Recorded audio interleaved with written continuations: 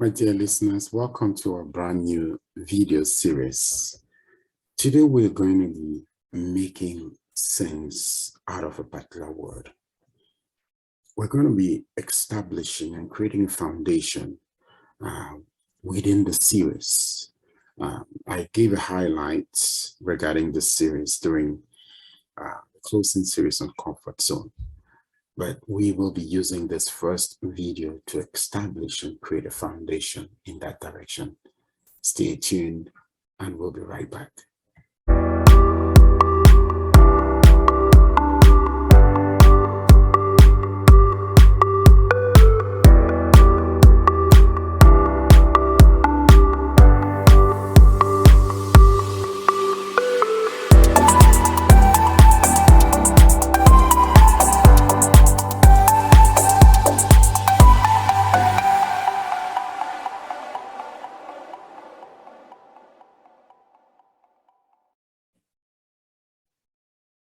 Now, making sense out of the word. What word are we talking about?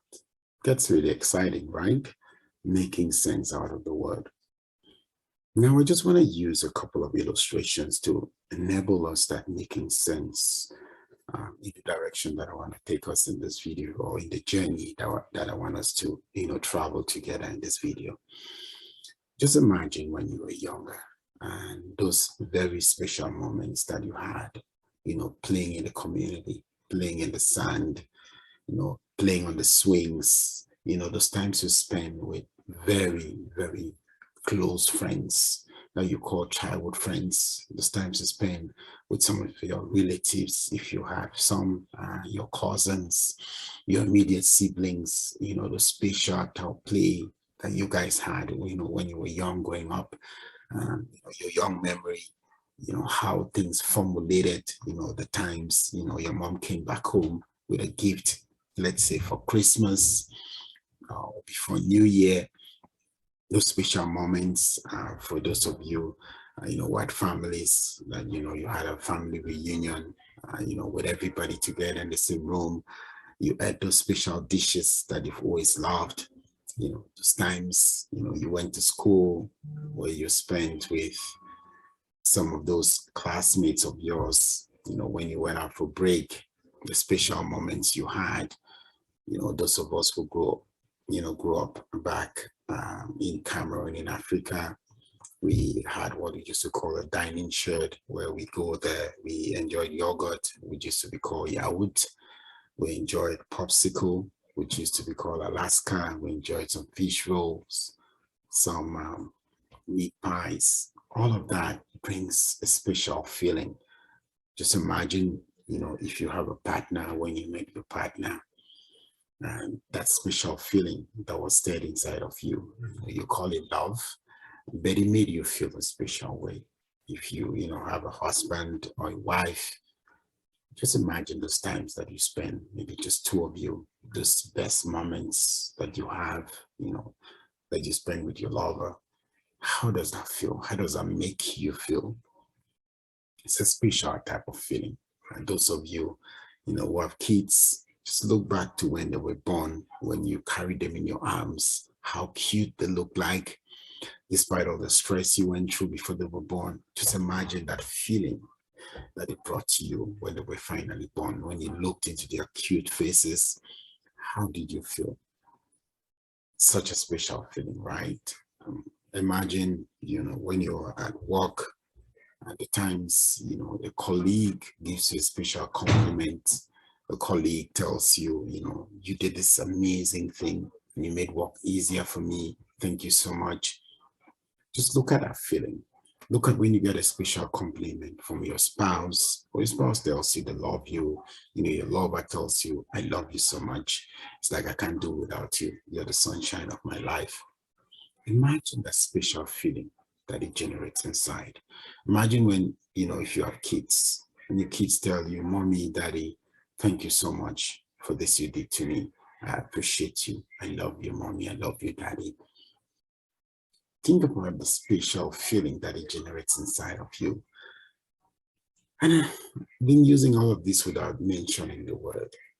Just imagine if you didn't know an English word for it, and you were to try to coin that feeling with a word. What would that word be? But let's go with the Englishman's word, which is happiness. We live life to be happy, to be very honest. Everything we do, the goal, the end goal is that we want to be happy. We want to stay happy.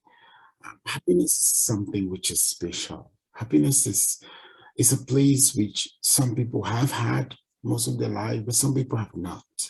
Some people have wished to have, and some people have gone to the wrong places to get happiness. Each of us have approached happiness in a different way.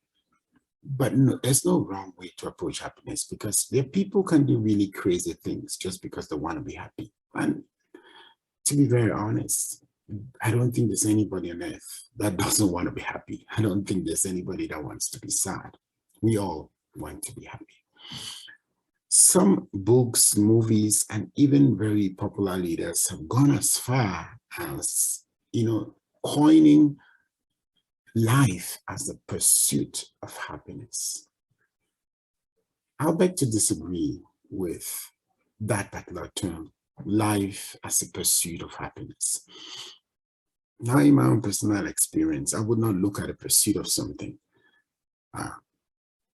to be, to be clearly aligned with happiness. I wouldn't say, we pursue happiness on a daily basis, or our life will, is practically the pursuit of happiness. And just share my experience with my viewers, just to look at just to be able to illustrate what a pursuit of something could be.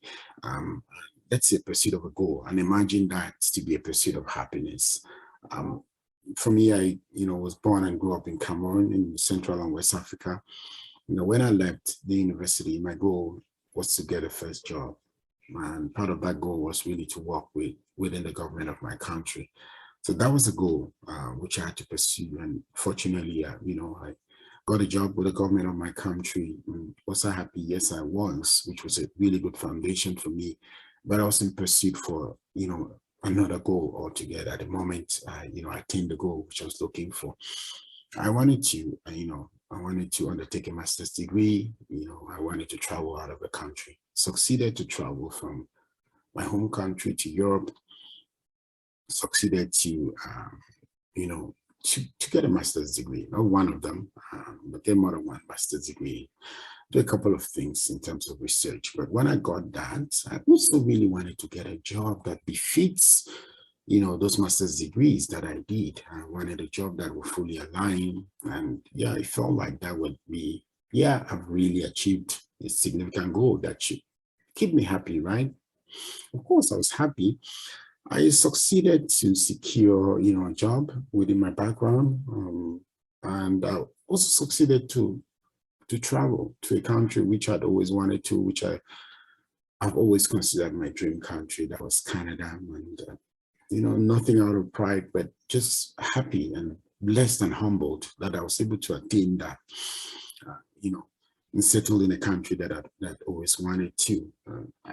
After all of that, you would think, I have achieved a couple of things that I should be happy, that should bring happiness and all the fulfillment that I wanted.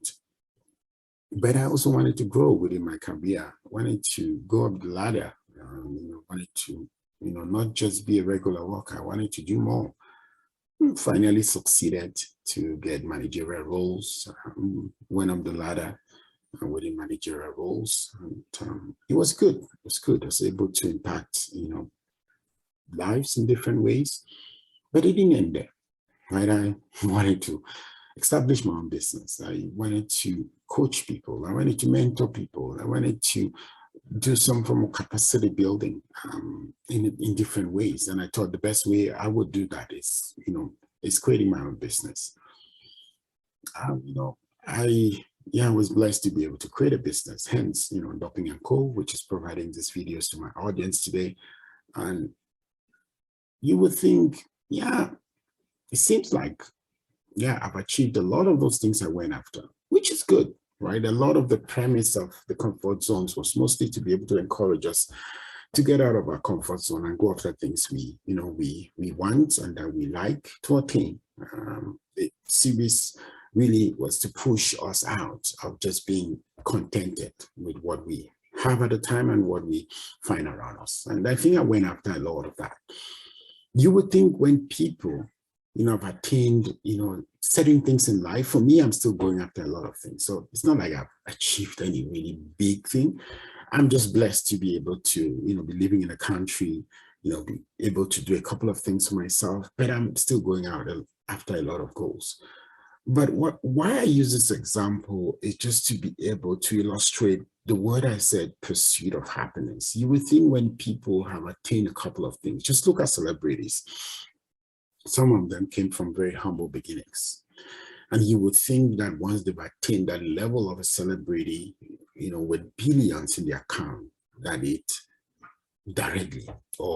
directly translates into them being happy. Some of them can buy anything they want in the world, to be very honest. They can buy any car, any house.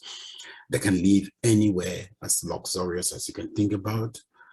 But does that directly translate to happiness? I think most of you agree, no, right? You could pursue a lot of things. You could pursue a goal, but I don't believe you could pursue happiness. My premise of happiness is that you can establish happiness. You could establish happiness anywhere, at any place in time, which means it really doesn't matter to a large extent, it could matter where you live, because of course, some people live in very tough conditions and it's hard. But have you seen the videos of some kids that are playing in the mud or that are playing in the sun, in the rain? Have you seen how much happiness that those kids have? And let's say you look back and look at some videos of some, kids in the Western world who have all the facilities that they have, but yet you see them crying or being sad. Why I'm bringing this is not to undermine a couple of things, but I'm just trying to make sense out of the word, that the word happiness doesn't necessarily mean a location or a specific place. Or the word happiness doesn't directly correlate with a goal that you've attained in life. Happiness can be created. And there are very simple ways and techniques that we could constantly establish happiness. I use the word constantly because it's not like once you know some of these techniques, you're going to be happy 24/7. That's a very big lie. We're human beings.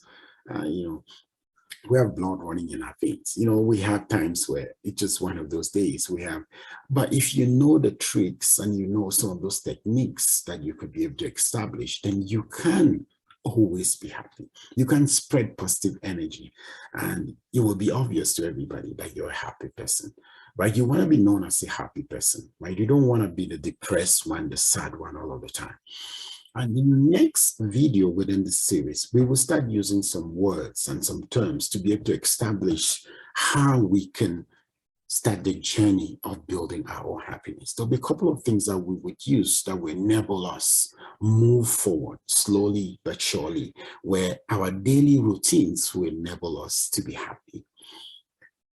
So stay tuned and, look forward to the next video in the series, just so that we can start and continue within this journey. I also want to use this opportunity to thank all of you who have been fervent listeners on Ndoping & Co.